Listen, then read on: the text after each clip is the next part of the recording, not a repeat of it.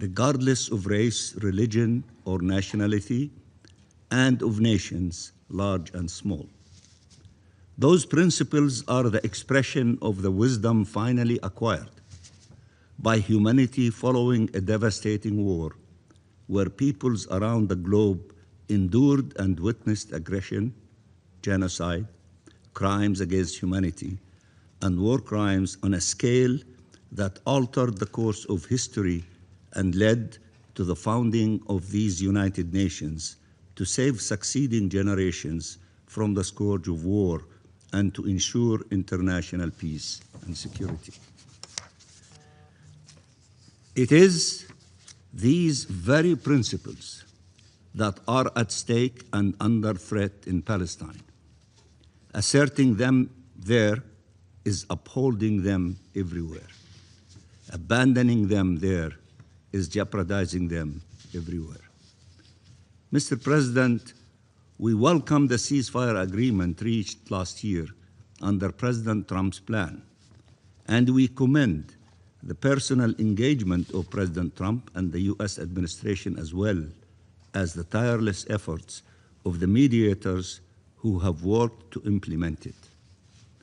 We supported the ceasefire in good faith, even in the face of repeated breaches, with at least 500 Palestinians killed since the ceasefire came into effect, with many more wounded and ongoing destruction by the occupying power, and while life-saving assistance, including shelter, continues to be obstructed in the depths of this harsh winter.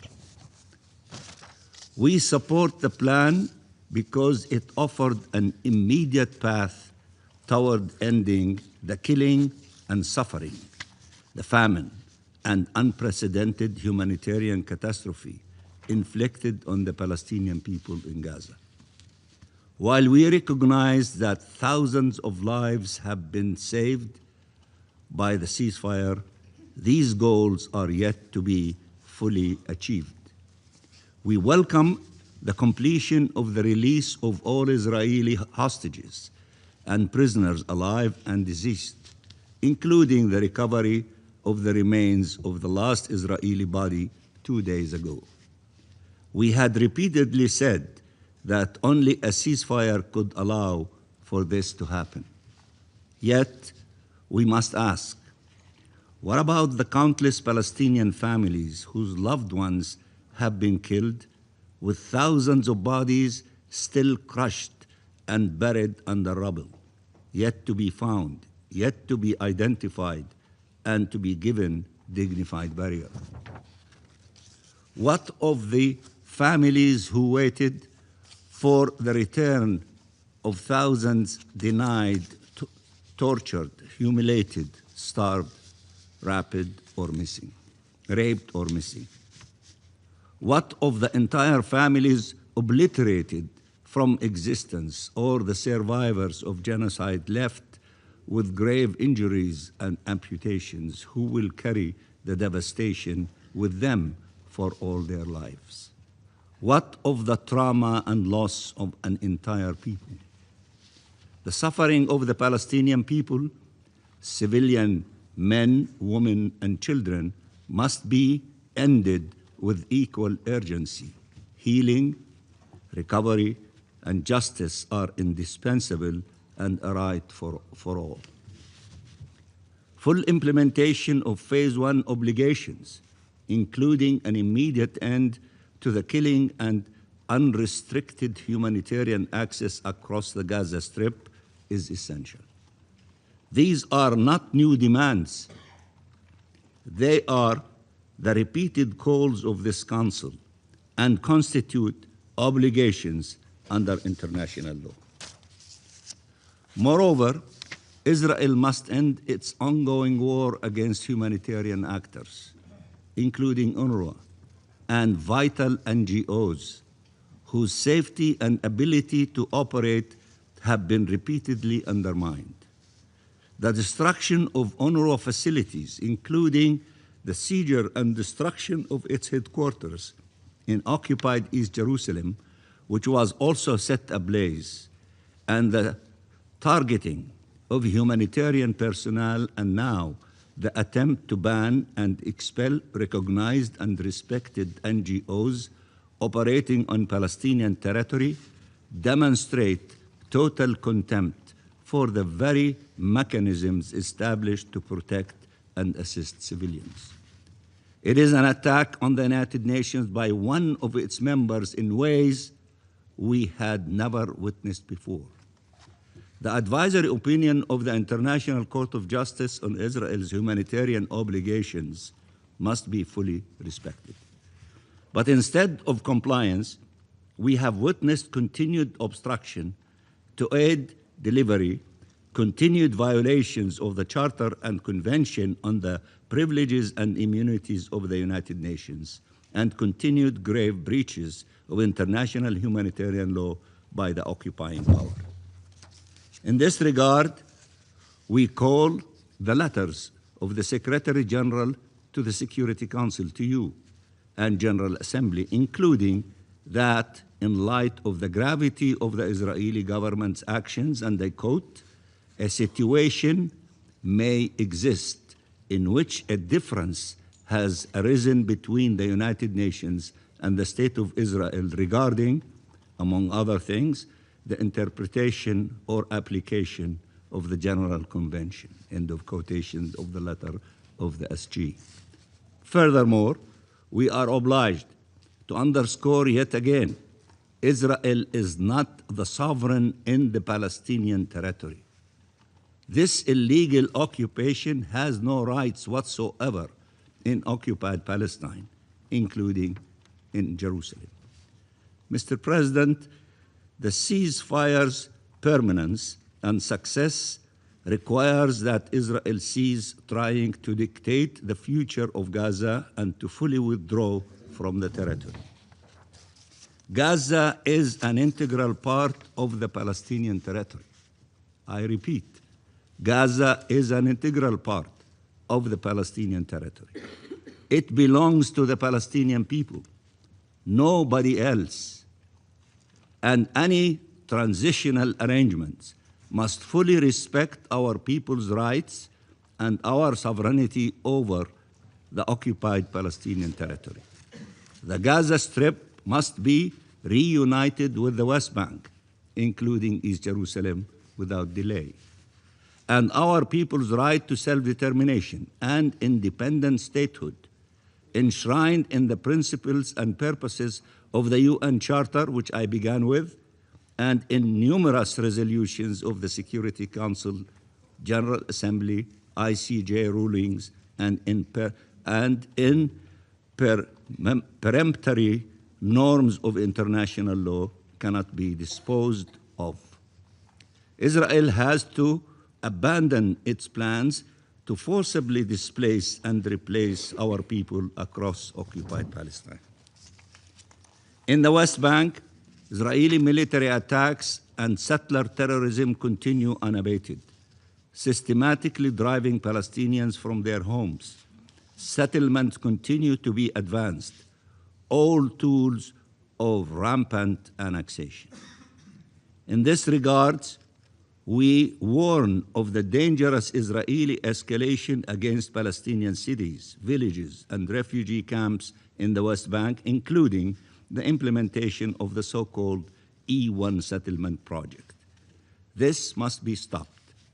The last families in Ras Ain al-Auja have been forced from their land, leaving no Palestinian presence in what was once a thriving community. This was the largest shepherding community in the southern Jordan Valley and the last to survive Israelis' ethnic cleansing in the area. United Nations reporting has now documented a record level of West Bank displacement in the last 2 years.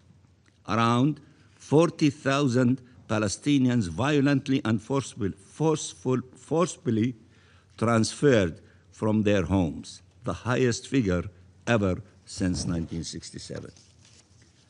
Despite the long-standing demands by the international community, including the Security Council for decades, for a halt to such illegal colonial practices, Israel persists with its impunity, entrenching its illegal occupation of our land and people every single day. This must be stopped. Mr. President, these events are not isolated.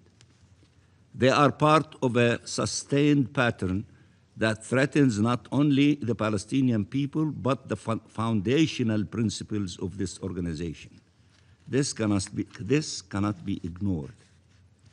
Yet, we still see a chance for peace. I repeat, yet we still see a chance for peace. A real historical opportunity to end the occupation, to realize Palestinian rights, to achieve just and lasting peace in accordance with international law and UN resolutions. The Palestinian Authority is working in impossible circumstances to uphold its responsibilities. It is working to retrieve the bodies of Palestinians, to restore education, to revive the health sector, to provide shelter and assistance, to reopen the Rafah crossing in both directions, to prepare for recovery and reconstruction. It has persisted in its decision to embark on a peaceful path to freedom and has not deviated from it. It has conducted difficult reforms while being undermined politically and financially. It has adopted the principle of one state, one government, one law, and one weapon. Palestine is a reliable partner for peace, if peace is the objective. Palestine is a reliable partner for peace, if peace is the objective. The whole world can testify to that. But the Israeli government's objective is not peace, it is domination. Netanyahu yet again bragged that he will never allow a Palestinian state to emerge. He went further, reaffirming Israel will retain control from the river to the sea, promising eternal occupation, a delusional idea that will continue depriving our region of the prospects and promise of peace. Mr. President, the Palestinian people have an inalienable right to self-determination, including the right to the independence of their state. Any implementation of peace plans must be upheld this right fully and unequivocally, and must preserve the unity and territorial integrity of the West Bank, including East Jerusalem and the Gaza Strip. There must be no administrative or legal, or I should rather say illegal, measures that entrench division and occupation instead of bringing an end to them. Mr. President, the best way to consolidate the ceasefire is to move towards a just peace. This requires the mobilization of the international community as a whole, in charting a clear path away from occupation and war towards shared peace, security, and prosperity as foreseen by the New York Declaration and supported overwhelmingly by the member states of these United Nations. We must all work together to advance these noble objectives. We welcomed the launch of Phase 2 of the ceasefire agreement and the establishment of transitional bodies to help administer Gaza in the transitional period ahead of reunifying the West Bank and Gaza Strip under the Palestinian Authority as stated by this Council. Palestine must be central to and fully represented in any processes that determines its future. We reiterate our readiness to work with the United States and regional and international partners to ensure respect for the ceasefire agreement in line with international law. Our people are waiting for the recovery and rebuilding promised to them after so much pain and loss inflicted on them. We cannot let them down. Palestine needs a just peace more than any other country because it suffers most in its absence. It is seeking a peaceful path to freedom. We are seeking a peaceful path to freedom. It should be encouraged and supported, not undermined. We want our rights, the rights accorded to all nations, nothing more, but also nothing less and nothing else. I repeat, we want our rights, the rights accorded to all nations, nothing more, but also nothing less and nothing else. Free Palestine, peace in the Middle East, and I thank you very much, Mr. President. I thank the permanent observer of the Observer State of Palestine for his statement. I'll now give the floor to the representative of Israel. Thank you, Mr. President. First, I would